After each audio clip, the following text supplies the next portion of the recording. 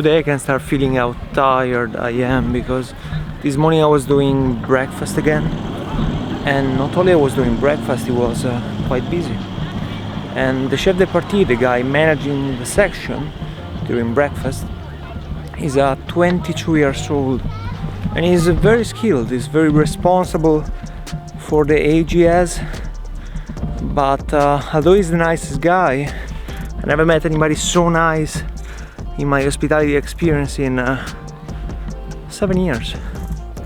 He completely changed his vibe and his energy and his attitude when he's under stress. He becomes something that in Australia they call a... But after the service is done, he's back to being the nicest guy you can ever meet in your life. So today was peculiar to see this, because I see a lot of myself in the previous years and the transformation I had, and how I was reacting under stress. Reacting, not proacting. And I was smiling through the service, and then after the service was done, the energy shifts again into something more normal. I finished at 3 today because instead of taking a break, I decided to work straight through from 6:30 to 3, so I can enjoy a bit more of the daylight. And there is not much to do, but I'm walking around to show you what's happening here. This place is hands down fantastic. It's so remote and peaceful. I see wildlife on the daily.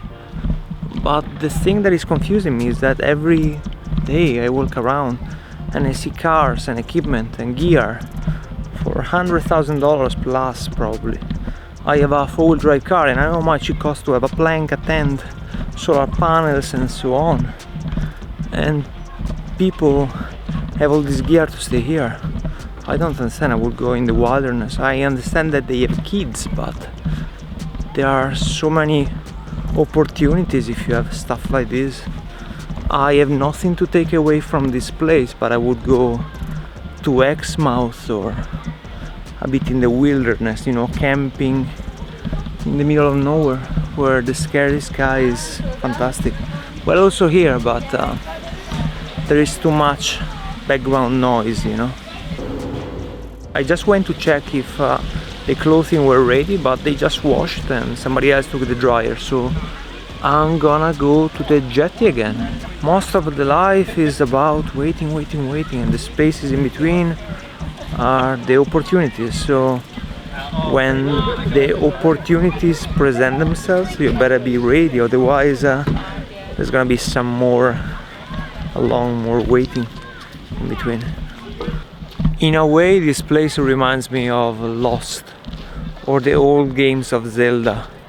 There is very little happening every day, and there is even fewer that you can explore around here.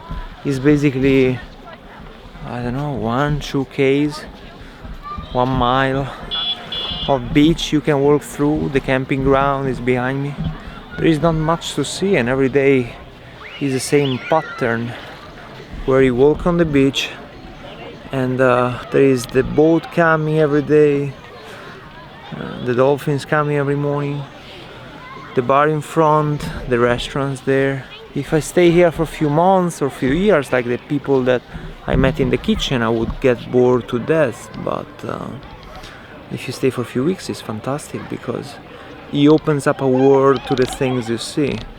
I'm struggling to regulate the light here, as you can see. There is an emu in somebody's tent, and he's scratching his neck now.